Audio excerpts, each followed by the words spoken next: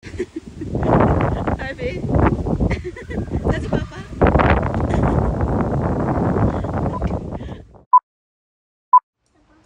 Ano inantay mo? Saan yung card mo? So, ayan yung card namin. Card natin yan. Yung card namin na yan, pag summer dito sa Sweden. Start June, July. Good morning mga kaswiti. Yung hawak nga pala ni V is summer card. Pinakatikit po namin yan pag sumakay kami ng bus or train. For 2 months namin magagamit yun. Unlimited.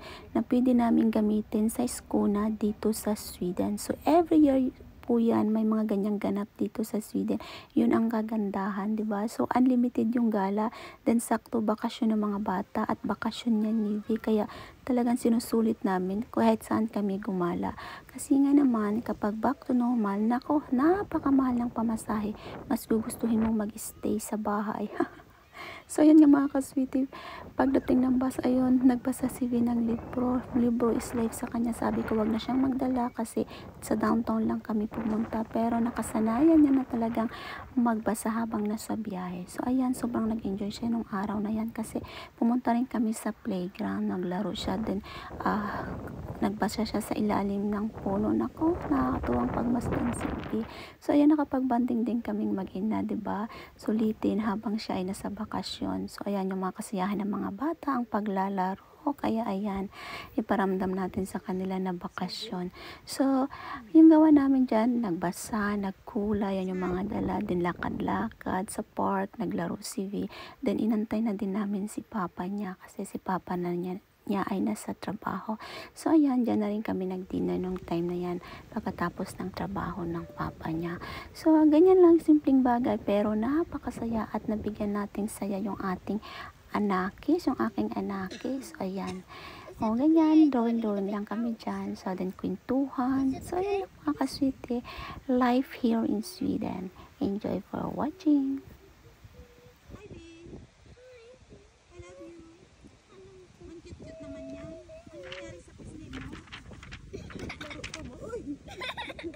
Lakas ng hangin.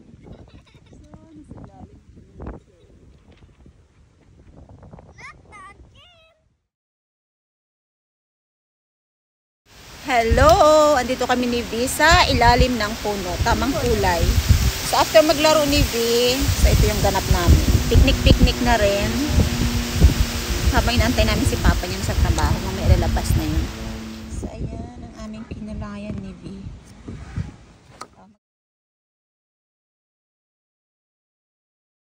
My hair, Mama. Look at my hair. Anong gawa mo na naman? Did na? Ay, takbo mo!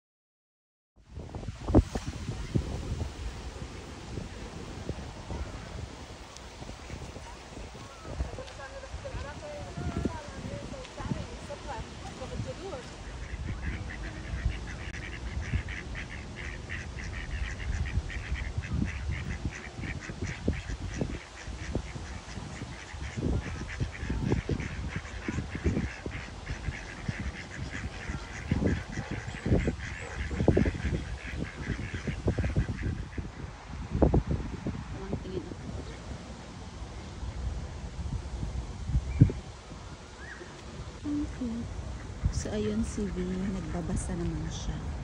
Sabi ko, tingin ako dito. Then, sige daw, antayin niya daw ako dyan. At siya ay nagbabasa ng ilang page kasi alis na rin kami.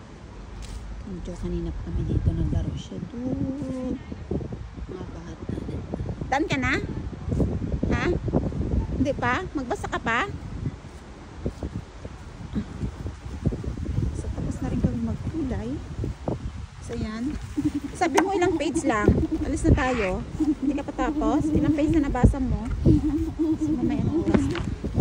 So, ito yung pinalayan namin kanina. Dalawa. Sa, ilang page na lang. Ilang page sabi mo? Di, alis na tayo. Wala nang oras. Is 1, 2... Okay, kunti lang. Dalawa lang ha. Ituloy mo na mamaya sa No, bahay. I said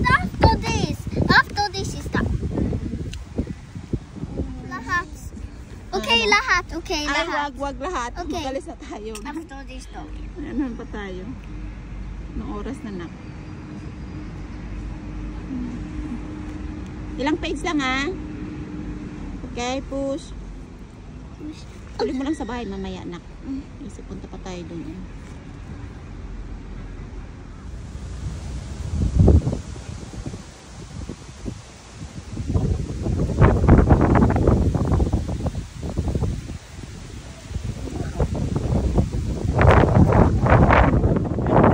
Harvey? Saan si Papa? 3, 2, 1, go. Uy. Galing ah. Good job. See?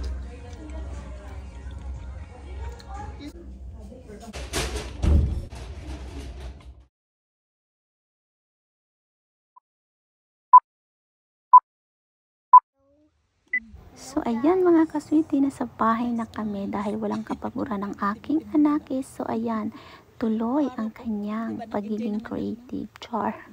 So ayan po, tamang kulay-kulay na naman siya dyan. Ginawa niya yan before kami pumunta ng downtown or before kami umalis. So ayan, tinuloy niya uli. O diba, tuwang-tuwa naman ako siyang pagmasdan kasi nagiging creative na ang aking anakis at talaga nga naman ang ganda na yung kanyang mga ginagawa. So ayan, habang ako naman ay nagkakape dyan, syempre pinagmamasdan ko siya. So dahil natutuwa akong pagmasdan siya, nako, syempre nakisabay na rin tayo sa ating anakis para na rin, yan nga, tuwang-tuwa siya pag sinasabayan ko siya sa mga ganyang ganap. O diba, kaya tayong mga mamshi, pag may anakis tayo, bumabalik talaga tayo sa pagkabata. Pero nga namang nakaka-relax nga naman din gawin. Talagang pati ikaw, yung utak mo talaga nga naman kailangan talaga magiging creative din ulit tayo, diba? Ayan. So, sinabayan ko dyan si Bea. So, ayan.